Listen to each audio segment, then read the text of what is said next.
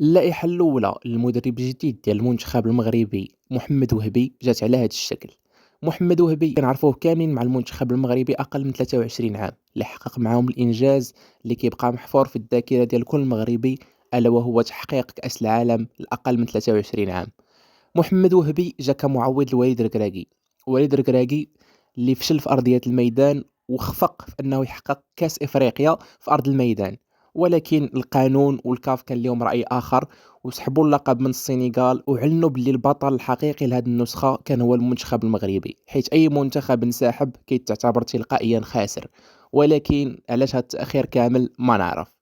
المهم اللي وقع راه وقع في النسخة الفائتة ديال كأس إفريقيا، لذلك غنطويو الصفحة ديالها وغندخلوا باش نهضروا على الحقبة الجديدة للمنتخب ديالنا، ونهضروا على أول لائحة ديال المدرب محمد وهبي.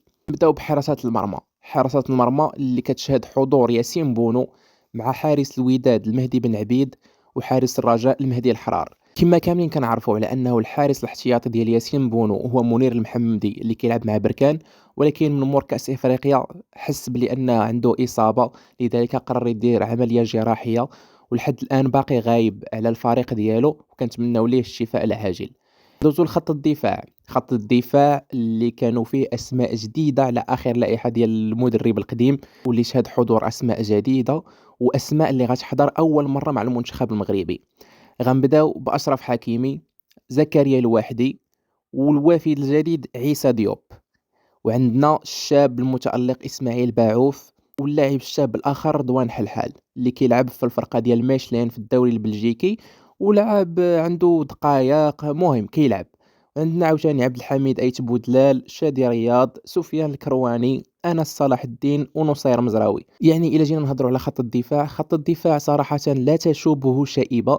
أي واحد في المستوى وفي الفورمة وكيلعب تكونفوكا في هذا التوقف الدولي. إلا جينا نهضروا على خط الدفاع وفي ظل الغيابات والإصابات ديال الحرس القديم بحال نايف أكرد اللي جرى عملية جراحية، راه أحسن خط دفاع هو هذا، كيجمع ما بين لاعبين شباب، لاعبين خبرة، ولاعبين اللي أول مرة غيحملوا القميص الوطني. غندوزو لخط الوسط. خط الوسط اللي فيه عز الدين أناحي، إسماعيل الصباري، بلال الخنوس، نائل العناوي، والحضور الأول لسمير المرابط اللي كيلعب في ستراسبورغ. الحضور ديال المخضرم ربيع حريمات. ربيع حريمات اللي كنا كنطالبوا به في الحقبة السابقة، ولكن السي وهبي جا وعطاه الفرصة ديالو، بالإضافة إلى أسامة ترغالين. خط الوسط اللي صراحة يقدر يتزاد عليهم اسم أو اسمين، ولكن دابا كبداية المدرب وهبي خليه يدير اللي بغا. حتى في التصريحات ديالو فاش سولوه على لوزة مثلا اللي كيقدم مستويات رائعة مع الفريق ديالو واتفورد، قال السي وهبي في الندوة ديالو على انه هذه لائحة ديال المباريات الودية. يعني مثلا دابا لوزة ما كاينش معانا في هذا التوقف الدولي، الا بقى مكمل على المستوى الرائع اللي كيقدم مع الفرقة ديالو واتفورد، راه لما لا غيكون ليه بلاصة في المونديال معنا ان شاء الله. غندوزو لخط الهجوم. خط الهجوم اللي كيشهد تواجد المتألق مع ريال مدريد حاليا ابراهيم دياز. عندنا الحضور الأول المتألق والبطل العالم مع أقل من 23 عام ياسين جاسيم وياسر الزبيري.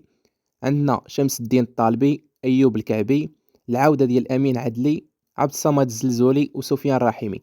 حتى خط الهجوم زادت عليه بزاف ديال الهضره، علاش مثلا معيط لياسير الزبيري اللي ما عندوش التنافسيه، علاش الكعبي، علاش. يعني هاد الشيء كامل ما عندنا ما نديرو به دابا. دابا ما خصناش نديرو التشويش على المنتخب الوطني ديالنا. هذه اول لائحه للمدرب الجديد. يعني راه من هذه راه غالبا راه 70% من هذه اللائحه يقدروا يتواجدوا معنا في كأس العالم، ولكن اللي غيحافظ على بلاصتو اللي لاحظنا في الاختيارات ديال وهبي هو انه ما كيعتمدش على العاطفه. يعني اللاعب اللي كيقدم مستويات زوينه وكيتألق هو اللي كيعيط ليه. وبزاف طالبوا بوجود ديال سفيان بن جديده. فاش سولوا عاوتاني وهبي على سفيان بن جديده قال لهم انا راه متبع بن جديده. قال لهم الا كمل عاوتاني على المستوى الواعر اللي كيقدموا راه غيكون معانا.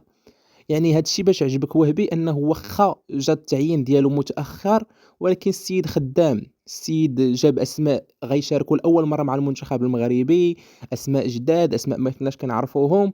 يعني كنتمناو ليه كل التوفيق وما كرهناش كاملين نوقفوا ورا المنتخب المغربي ديالنا. وبركه من داك الانتقاد الخاوي، ماشي غير حيت ما جابلكش واحد اللاعب من فرقتك ولا واحد اللاعب بغيتيه نتايا غضرب الخدمه ديال المدرب كامل في الزيرو. المهم كانت هذه هي اللائحه ديال المنتخب المغربي في الحقبه ديال السي محمد وهبي. غنتسناو نشوفوا الأداء في المباريات الودية، كنتمناو ليه التوفيق في المباريات القادمة أمام الإكوادور والباراغواي،